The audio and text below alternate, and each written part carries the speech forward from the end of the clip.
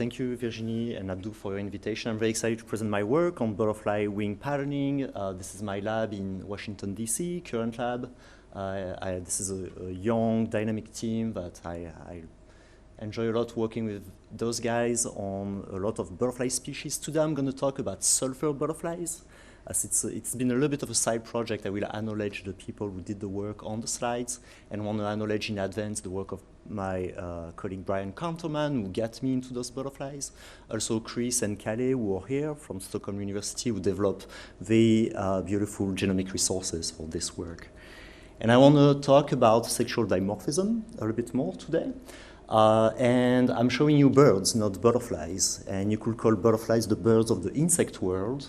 For several reasons. First of all, birds and butterflies have a ZZ-ZW sex determination chromosomal system. And second, it's been remarked by people like Charles Darwin that in both birds and butterflies, you have a lot of configurations where you have showy males or flashy males who perform complex, colorful displays to the females. And the females generally tend to be drab or less conspicuous. The reason for that has been explained in a lot of literature. There might be natural selection, keeping the females relatively camouflaged. They don't necessarily need to be colorful, while the males are colorful to perform some traits under sexual selection. This sexual selection can be on indicators of male quality, so if you have color as an honest signal of health, vigor, or age, for example. And what I'm going to talk about a little bit more is color as an indicator of genetic compatibility. And that might be a later stage of evolution. This might be first, and then this might be second. But this is very relevant for the field of speciation. And it was a surprise when we did this study. So I'm going to talk about sexual dimorphism, how and why in butterflies.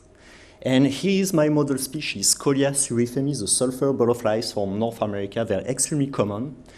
And you have the visible butterfly, this is what you can see, and then you have the ultraviolet iridescent signal that you can see with a special camera. So the ultraviolet iridescence is only on the dorsal side, the upper side, so it's like the back of the male butterflies, and they use this as a male courtship signal, as I will show you. Here's a little video, and you can see that if you block all the visible light and you only let the ultraviolet light, this is extremely flashy and shiny when they expose their dorsal side, a little bit like the morphos we saw yesterday in Violet's talk. And this is my camera, this is how it looks like. In the lab, I can just use regular black light to enrich the light environment with UV incident light, and I have filters on the camera that just let the light under 400 nanometers, so only in the UVA part of the spectrum that you cannot see. And so how does it work? Here's a male Colia surifemi performing its courtship behavior, so they flash their colors to the female. The female usually looks into her back, and she can perceive those signals.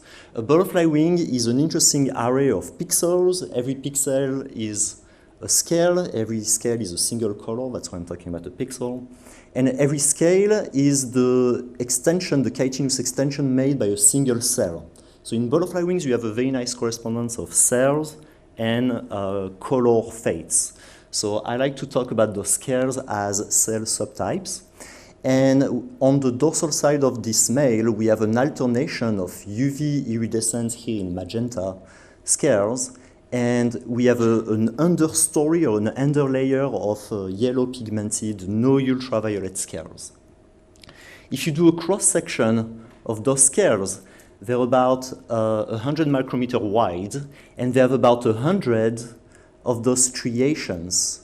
If you do a cross-section of those scales with a cryofracture and you put this under the SEM, this is how it looks like. The ultraviolet scales are this extremely sophisticated nano-sculptured structure, and those layers of chitin and air here create a reflector that is going to reflect ultraviolet light. You do not have those structures in the non-UV scales. Here's an actual SEM of a UV scale. This is absolutely mind-blowing. I just want you to appreciate the spatial dimensions here. So every ridge or lamella of chitin and every layer of air between is made within a single cell, right? So I don't know how it's done at all.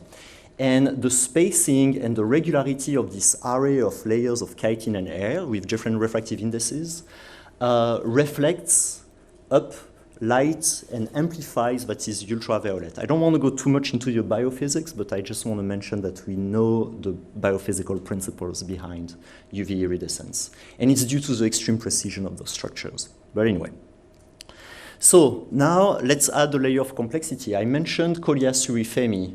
Males are UV, females are not UV.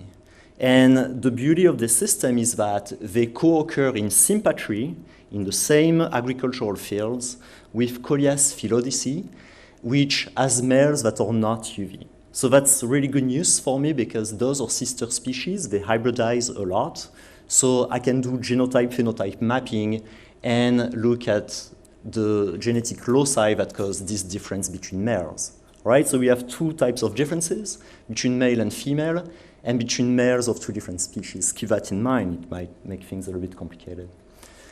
All right, so here's the story about those butterflies. The orange sulfur is the UV species, and I want to pause right here. So historical records in the US from a few naturalists say that this butterfly, the UV butterfly, was limited to the western part of the US before 1850. There is no occurrence of this butterfly west of the Mississippi River.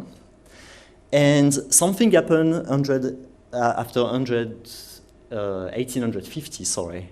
Two things. First of all, a lot of forest clearing in the United States. Second, expansion of use of alfalfa as a crop for beef, for cattle. In addition, alfalfa started in California and was gradually adopted during the 19th century more westward.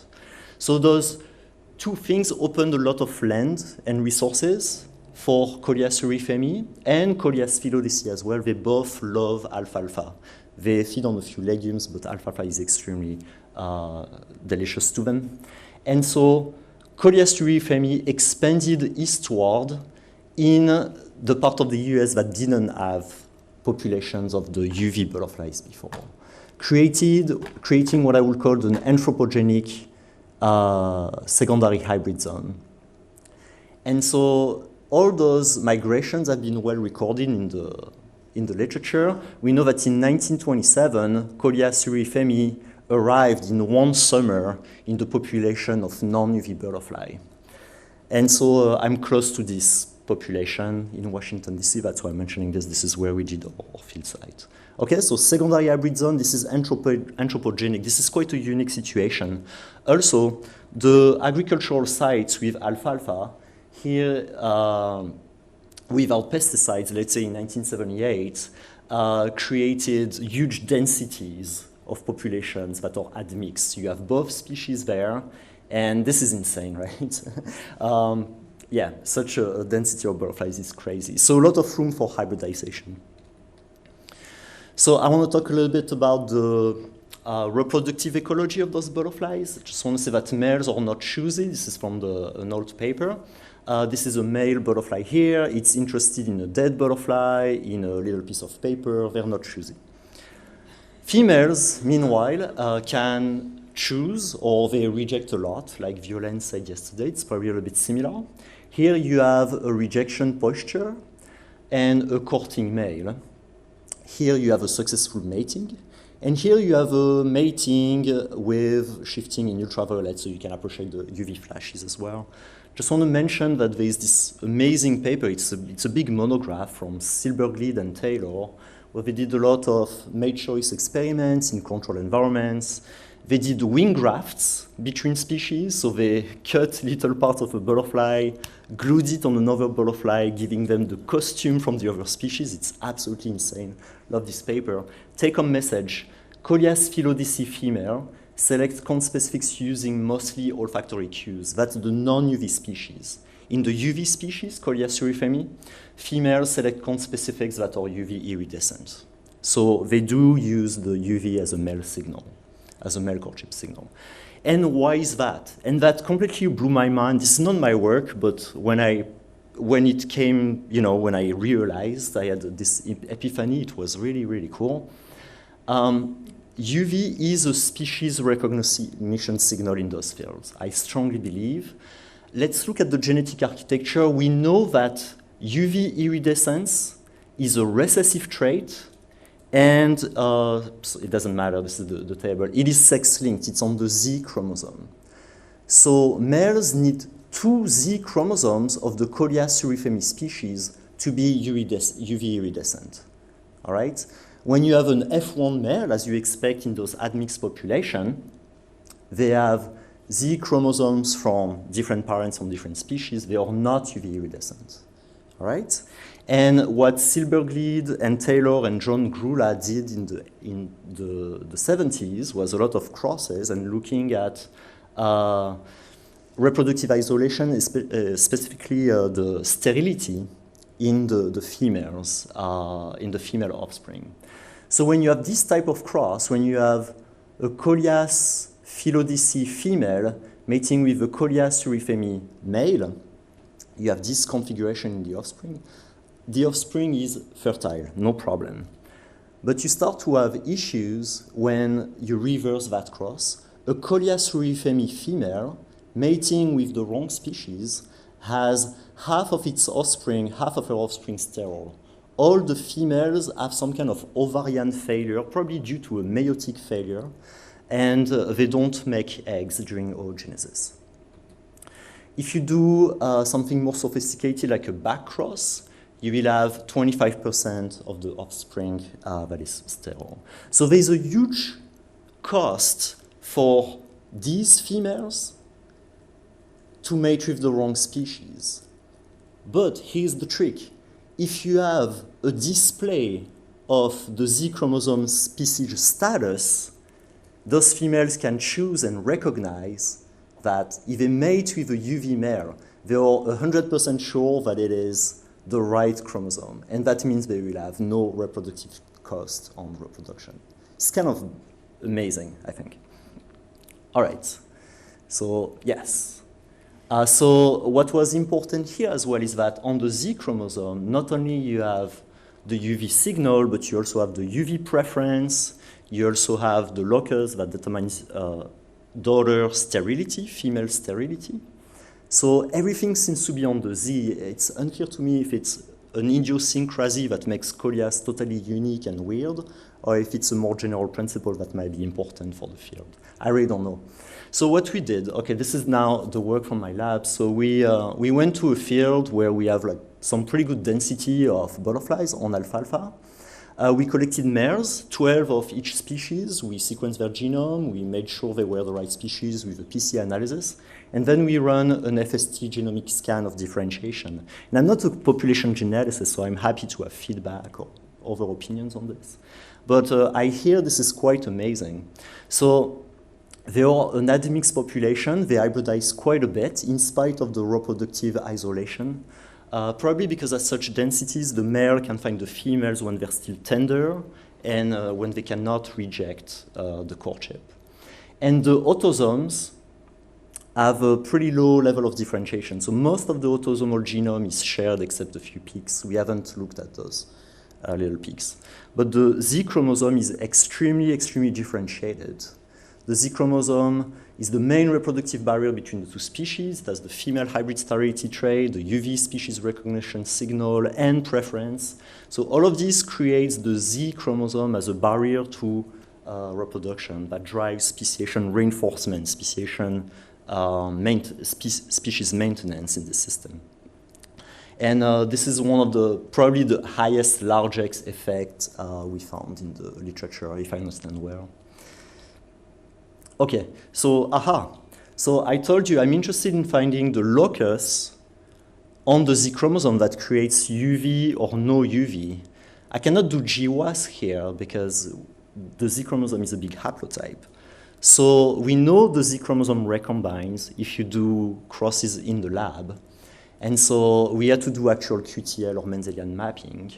And we used backcross and F2 crosses that we genotyped and phenotyped and mapped in a Mendelian manner, etc. And I was lucky to have those crosses already available from 20 years ago, made by Adam Porter and his student.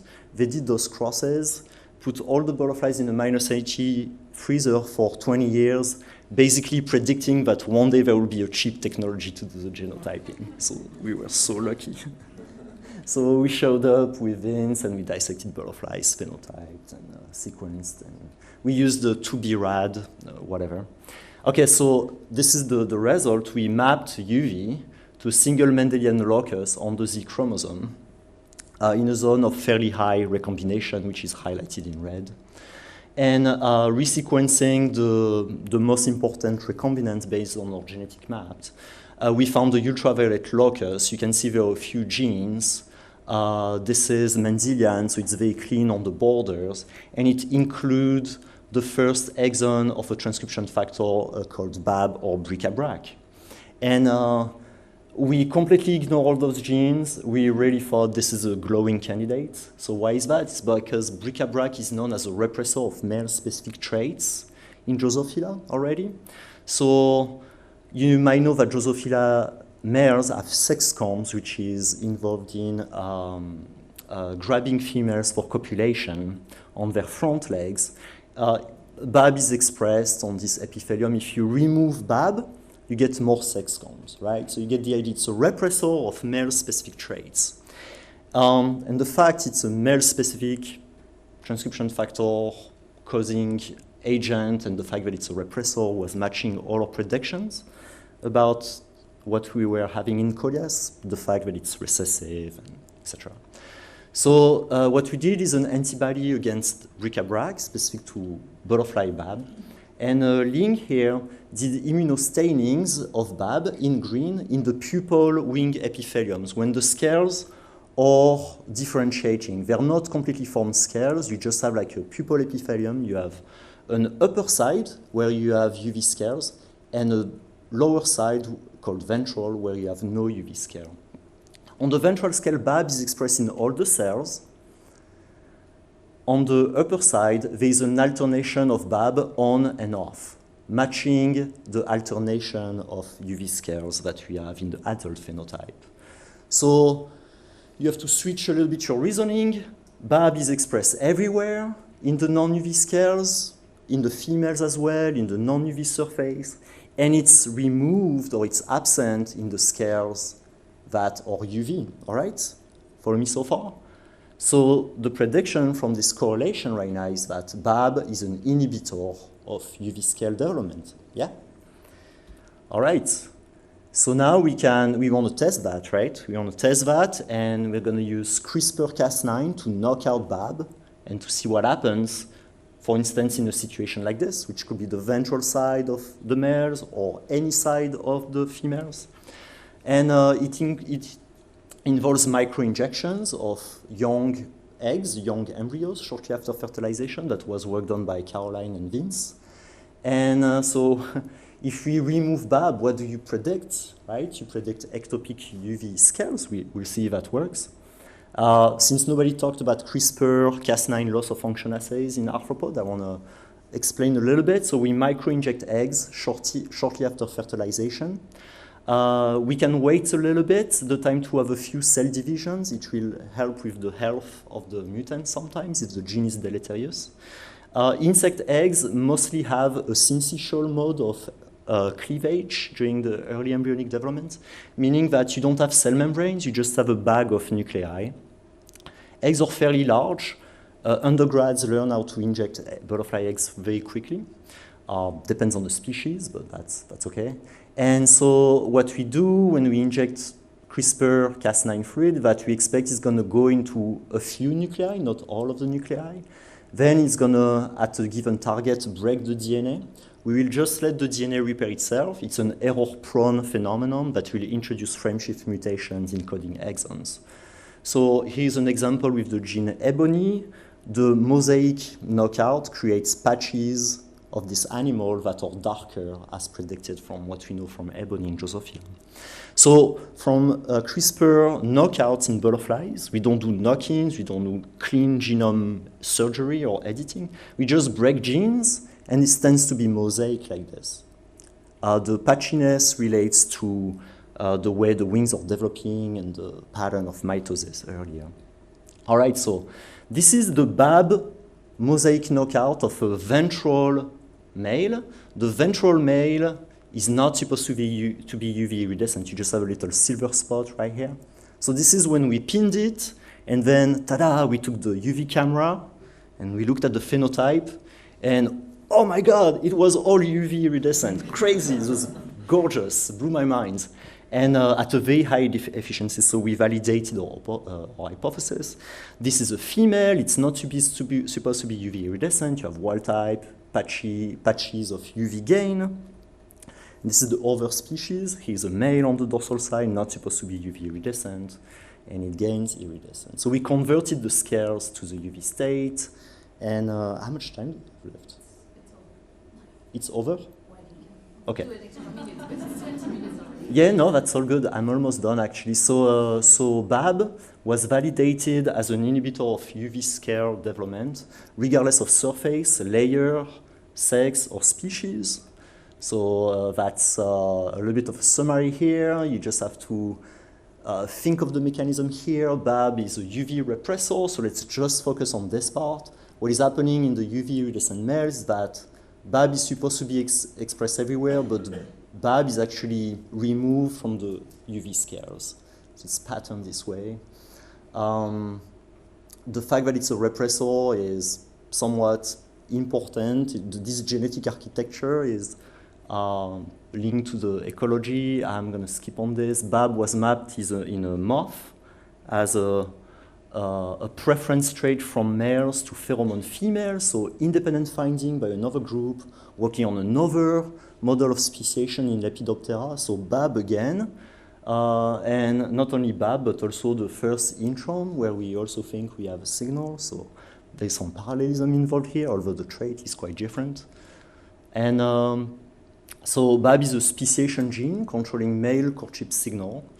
It now functions as a recognition signal by preventing female hybrid sterility. It's used by a way for females of the same species to recognize compatible Z chromosomes. And overall, this supports a large Z or large effect in the genomics of speciation. And so, yeah, I will leave it here. That's my talk. Thank you.